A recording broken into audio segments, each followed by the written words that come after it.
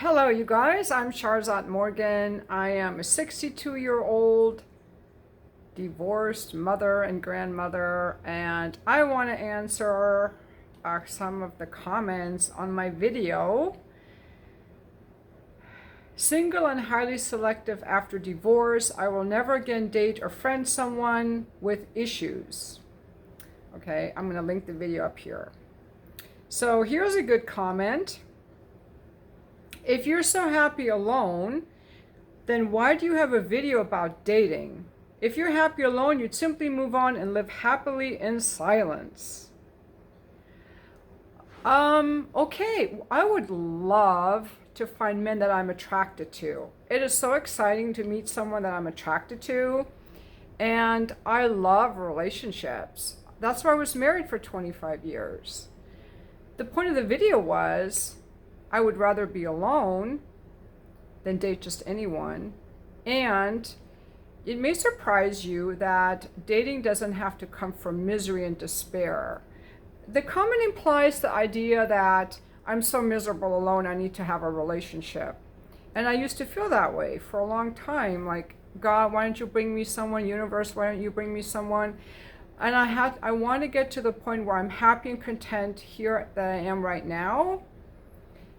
And I got to that point that I am happy alone, and I would rather be alone than be with just anyone.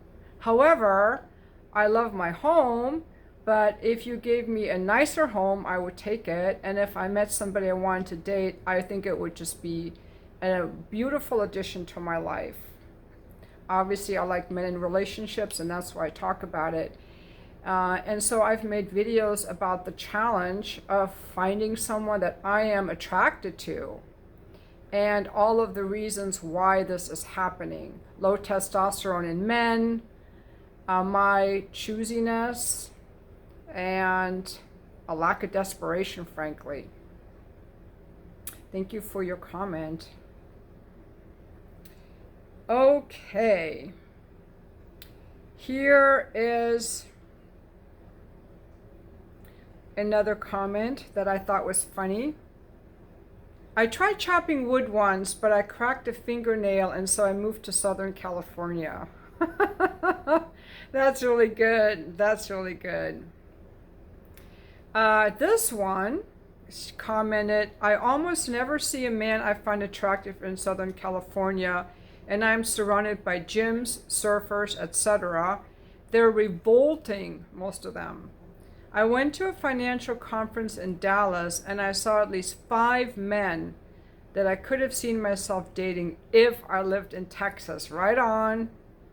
I'm glad you mentioned this because I've been wanting to point it out. San Diego is probably better than LA, but most of Southern California is femme boys or married men with great careers and families. Definitely. I definitely see more masculine men when I'm visiting my family in Nebraska. A lot of more masculine men, for sure. Southern California, and maybe it's just living in a big city, has really feminized men, for they've become low testosterone, complacent femme soy boys. Maybe because they're so removed from nature. California is very liberal, and it was for 2 years, they were good little boys who covered their faces with diapers. That is such a turnoff. I was so disappointed in men just going along with that. And here's a good one that I really want to comment on. As a guy, the problem with women today is they will be in long-term marriages and just one day flake out. Whew, never saw it coming. There's a serious issue with the overwhelming number of women filing for divorce today. They say around 80%. It's to a point in the workplace you get to listen to others' tales, and just when you heard it all, you run into another guy and his story is even worse. Okay. If you as the guy are surprised by your woman one day just leaving you, you were not paying attention, you were not in a relationship, you were parking your body in the home, if you had no idea that she was unhappy in herself or with you or the relationship, you were not listening. You were not in a relationship. You were in a situationship. You were an absent roommate, avoidant, checked out, not listening. I was going to make a separate video about the not listening, but let me just continue. I know about not listening. I know about not listening. Not listening, if I would text a guy and he doesn't reply to me, if I listen, it means he's not interested. Move on. But I didn't know that. Someone had to point out to me that I wasn't listening. And when I was told I wasn't listening, it was such a gift from the heavens, because I finally realized what my problem was. Because I had, through my life when I was younger, I had situations where I liked the guy and I couldn't figure out why he wasn't texting me back. You probably have seen this on the internet. Why isn't she returning my calls? Why isn't she texting me back? Why isn't he texting me back? And the point of it is, we're not listening. We're not listening. We just think that we just haven't said the right thing or done the right thing, or we can't figure out the situation. But listening is so important. Listening in a relationship. Is this person really invested? Is this person still interested in me? How is our relationship going?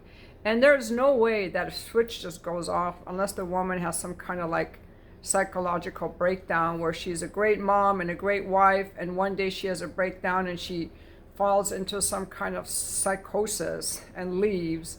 But that's not how it happens. The man was checked out, he wasn't listening, or the woman was checked out. If he's cheating on her and she doesn't know, she's not paying attention. They're not connected. Somebody's avoidant in that relationship. So I don't buy that. One day she just left me. Here's another comment from a young lady. I'm 29 and really haven't met anybody worth it. I'm a model. I work. I go to outings around photography. I do refuse to use dating apps. But it's very hard to find truly attractive people. I even live in a big city. Meeting people is just so tricky. Here's one. I got lumbered with the dog. Now I can't walk anywhere without chatting to everyone. Get a dog. And again, it goes to, the more social situations we're engaged in, the more likely we are to meet people. And I think even if we're not like in a romantic relationship, we can still enjoy the company of other people, chatting with other people, saying hi to other people. Like me, when I go to the gym or when I'm running on the trail, I say hi to at least 2 or 3 people every time. And it's, it's enjoyable. Hey, are you using that right now? Are you done with this? Or just saying hi. It can just be these little situations where we can say hi to other people. Anyway, thank you so much for watching my video. I do enjoy reading the comments. And on that video, I think I hit like 3 or 4 people from the channel. So, and that keeps the comments at a higher elevated level. Also, if there are comments that are disrespectful to you, you say you leave a comment and someone's disrespectful to you, I block that disrespectful person. So if you reply to someone and your reply is gone, it's because that person is hidden from the channel. Some people, don't know how to behave. Oh, one more thing I want to say is that when I have a friend who's a therapist, I haven't talked to her in a while, and then I was working with the therapist for a few months, like a year or 2 ago, and the women who work in therapy, they have a very high tolerance for mental health issues because they help people with mental health issues. They're very tolerant of people who are like, the growing trans movement, they're very tolerant of that. They don't see it as a mental health issue. They want to support teens who want to transition, or they help people who are borderline. Their view is, well, just because someone has borderline doesn't mean you can't be friends with them. Oh, hold on, lady. Yes, it does. Like I said in my video, I don't want to be friends with anyone who has issues. They don't have to be perfect, but issues. Like if you have borderline, I don't want to deal with you. I don't. Because you're just going to bring me your drama. If you have addiction issues, I don't want to deal with you. If you are broke and living at your parents' house, you've never made it out of your home and adulted, I don't want to deal with you. If you're a MGTOW, incel, or hate women, I don't want to deal with you. If you're rude or disrespectful to me, I don't want to deal with you. If when I tell you I have a preference, I don't like your dog sniffing my crotch, and you go off on me and ridicule me, I don't want to deal with you. That's how that one lady got outed out of my life. If you are unable to have a conversation about something in our relationship that needs to be improved, and you change the subject or you don't want to talk about it, I don't want to deal with you. Those are just some examples that come to mind. Oh, if you're a woman who sleeps around, I don't want to deal with you. If you have men trauma and men troubles, I'm way over that. I don't want to deal with you either. If you're a bad mom, if you neglect your children because you're chasing after men, or if you date men who are in relationships, I don't want to deal with you either. What did I leave out? If you get annoyed super easily, like I've been friends with women who got upset if I was 5 minutes late somewhere. I don't want to deal with you. You're just too tightly wound and strong. Like, get out. I don't want to deal with people like that. I'm not used to dealing with people like that. I like to be around people who are easygoing, fun. You enjoy me, I enjoy you. You tell me what's important to you, I'm going to respect that. I tell you what's important to me, I want you to respect that. If you start giving me problems with that, I don't want to deal with you either. And the truth of it is that very few people are capable of having a friendship with these basic things. So many people are in relationships with other people who do all that stuff, but they're just okay with it. And you know why? Because they don't speak up. They just put up with it. If you stuff down all your feelings and you're willing to put up with stuff, you can be in relationships with a lot of people. Or if you're willing to have very superficial friendships, you know, like if you're happy having a friendship, like guys are really good at superficial friendships. I get together with the guys every year and we go on a trip. We go skiing or we go golfing. And when we talk, we just shoot the breeze. Nothing ever comes up that could be like a relationship type of a thing where they could get upset with each other. Nothing like that comes up. But I'm not okay. I don't want those superficial relationships. Like I had a friend that it was just like a lunch date friend. And I was like, this feels very constricting. Like, I want to expand this friendship to be a little bit more. Let's not always do lunch. Maybe we could do breakfast. No. She got very, very upset. And that was when she started like turning off the radar. Another friend, she just liked to go out drinking. Dinner, drinks, live music, go home. She was fine with that. I'm like, I don't want to have a friend that's just a drinking buddy. I want to also talk to you when you're sober. And it's hard to have a conversation of what's going on with your kids or your sister when the music is so loud. So how about we have coffee or lunch or schedule a phone call? That was too much intimacy for her. So it was just the dinners and the drinking. And so she also had this habit of like doing these good morning meme texts with her girlfriends. I didn't like getting them, but I knew if I told her, she would be so upset. So I waited. So there's the point. If I would have said nothing, she would still be in my life and be a friend, quote unquote. But I'm like, I'm an adult. She's an adult. I should be able to tell her, hey, I really like our friendship, going places with you. I just don't like getting these texts. So I told her, and oh no, it was the end of the friendship. She texted me back. She said, we're just too different and we just cannot hang out anymore. And this is a woman who is a board-certified physician in her 60s with kids in medical school. And I wanted to talk to her on the phone about it, but she didn't want to talk on the phone, like intimacy avoidant. But again, traumatic childhood. All our past husbands were alcoholics. That's what I'm saying with these women that had traumatic childhoods where the parents abandoned them or were alcoholic or were abusive or they never had a father. All these women that I'm talking about had no father or an abusive father or an abusive mother or were neglected, and these women are trouble. And I didn't ever think of asking that. I think that nobody's family life is perfect, but people who have severe abandonment issues or have never been in a relationship and learn how to deal with things, I don't want to be with them. So why I make these videos is I would love to find someone at my level.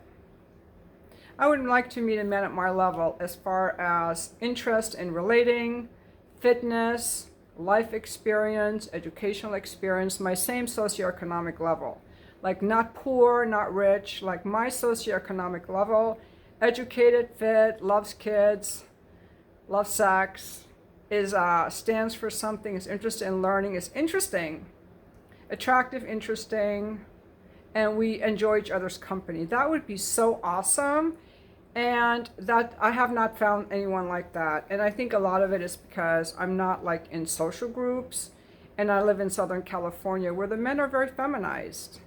Like, where's my archery guy? Where's my guy who chops wood and builds me a camp? My ex-husband was very outdoorsy. He's a real man, but he's intimacy avoidant, which is why I left him. So I need a better version of him. I need someone like my ex-husband who's not afraid of intimacy. And I'm going to make some videos about intimacy avoidance because I'm reading a book about it.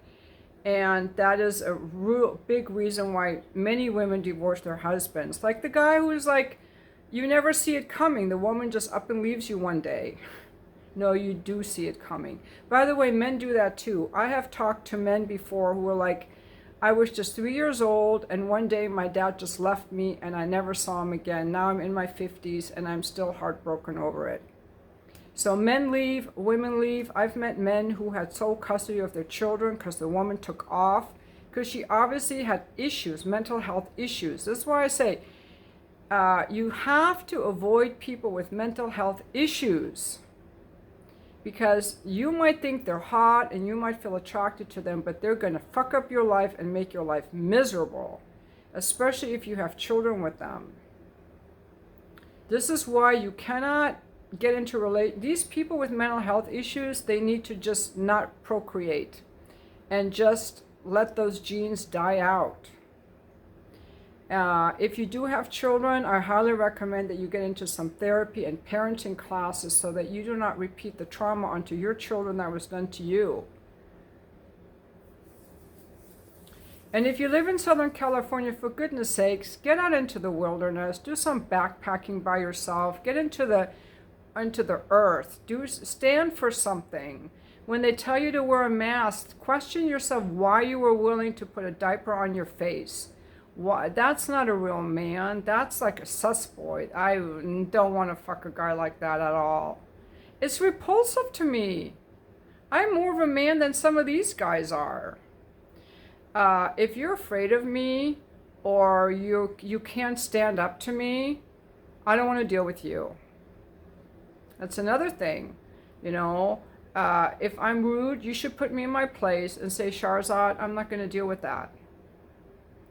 I don't even know the last time I was rude to someone, unless they deserved it. Some guys really deserve it. Now you want a woman with a backbone, who stands for something, who stands for her own honor. And men should stand for their honor too. All these guys who are Democrats are just susboys. I'm sorry to say, because the Democratic Party isn't what it used to be.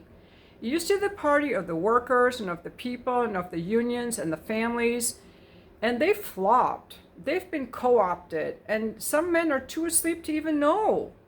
I always vote Democrats. They believe what they're told on the media. I'm not saying that Trump is any better. I'm not saying that. But it seems that they have made a lot more room in the Republican Party. The Republicans used to be the bad ones. Remember Bush and Cheney, the warmongers? They so lied. I just was so repulsed by them. They just lied. They got us into so many wars. And then Obama lied. He got us into so many wars. Change, change, change. He was just a big puff of air. And now the Democrats have gotten even worse. The Democrats have been in charge for 16 of the last 20 years, or 12 of the last 16 years. But they're all corrupt. But these liberal loving democratic men, they're just, it's hard to respect them because they don't stand for anything. If you think Kamala Harris is going to save anything, it's hard for me to respect you because she can't even utter a cogent sentence. And if you're watching CNN and believe that's the truth, you're not a free thinker. So I wouldn't want to date someone who's not a free thinker. You know, if you're a free thinker, if you're like, oh, Jill Stein or Kennedy, like if you're a little bit curious, you ask questions, you're a free thinker, you stand for something, you know, it's hard to find men like that in Southern California. Democratic state, they would not recall Newsom. Newsom, who locked us down for 2 years, who's bringing in all these illegal immigrants. That guy, they won't vote him out of office. And these are the men I'm supposed to be attracted to? I don't think so. And on the dating apps, they're such losers. I'm so repulsed by these losers on the dating apps. It makes me really look down on men for acting this way. Swiping on everyone and like sending me messages when they are not even at my level. Like, sir, you've never even set your foot in a college. Your grammar is very atrocious. And I'm not going to date some beer-guzzling guy who goes out in the desert and rides dune buggies and doesn't understand how to use a knife and fork at dinner. Like, you're way out of your league. You haven't read my profile. This is how I as a woman think, okay? And it's not about his money. It's about his lack of attention. Like, you haven't read my profile to see if I would even be interested. So that's why women don't want to be on dating apps, because the men just are on there very mindless with no intention. And a woman who values herself is going to want a man who's vetted. And these men are unvetted. If you haven't even read my profile on the app, then you're not even vetted. The app didn't vet you. You haven't even read my profile. And you're in you're some short, fat guy in Los Angeles that doesn't even know how to use proper grammar. And that's what a lot of it is on there, by the way. That is not a way to meet people. I just get repulsed. Like, I'm really tuned into my body. I call it embodied. And I really go by what my feelings tell me about whether something's good or not. And that's why I want to meet a guy where I'm like, oh my God, he's so attractive. He's so smart. He's intelligent. He can carry a conversation.